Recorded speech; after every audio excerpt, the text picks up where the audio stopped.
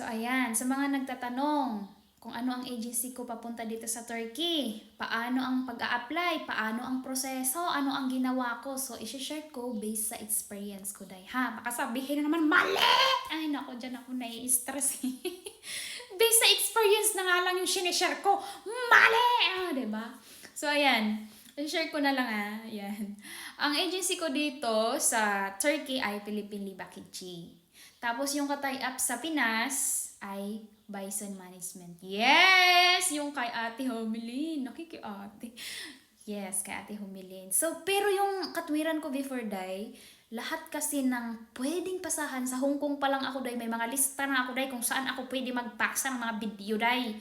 So, sabi ko, kung saan ako unang ma-hire, doon ako.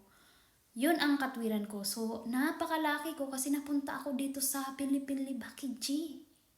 Bukod sa, syempre, ang daming good feedback sa kanila at refundable pa dahi ang medical at visa. Saan ka pa? So, paano nga ba ako nag-apply? Ayan, based na naman to sa experience ko nga ni.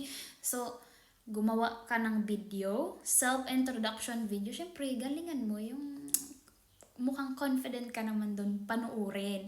Kasi importante yun, day. Yun yung bala mo, day. Yun yung ano ba tawag doon, yung pang-akit mo sa amo mo, ganon. Ganun, syempre, lagyan mo ng yung kunyaring islang tayo doon.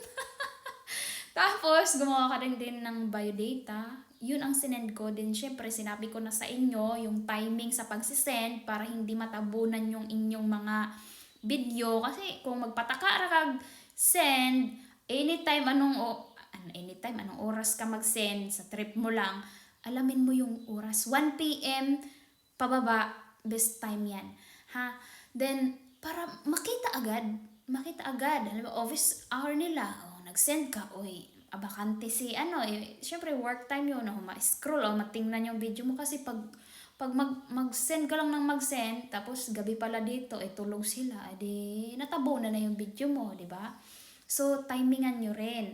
Then, yung iba kasi, hindi sila nagre-reply. Ang gawin nyo, everyday kayo mag-send kung hindi nasisin. Kasi possible, trying hard kasi mag-English, posible na natabunan yung video nyo, arawin nyo. Ganun ang ginawa ko. Diyos ko, wala namang bayad yun. Ay, may bayad pala yun. Unlimited ka naman sa pagsisend, di ba? Then, ang maganda dito sa Philippine Li ay refundable nga ni. Paulit-ulit naman ako Yan ang sinasabi ko sa inyo. Nasagot ko ba? So yun.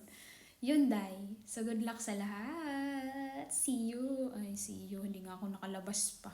Ilang off na ako. Hindi pa ako nakalabas kaya wala akong kasama. Lumabas. Ayaw ko lumabas kaya hindi ako makabalik. Ang hirap kasi dahil walang ang lalayo ng lugar dahil hindi pwede i-walking dahil.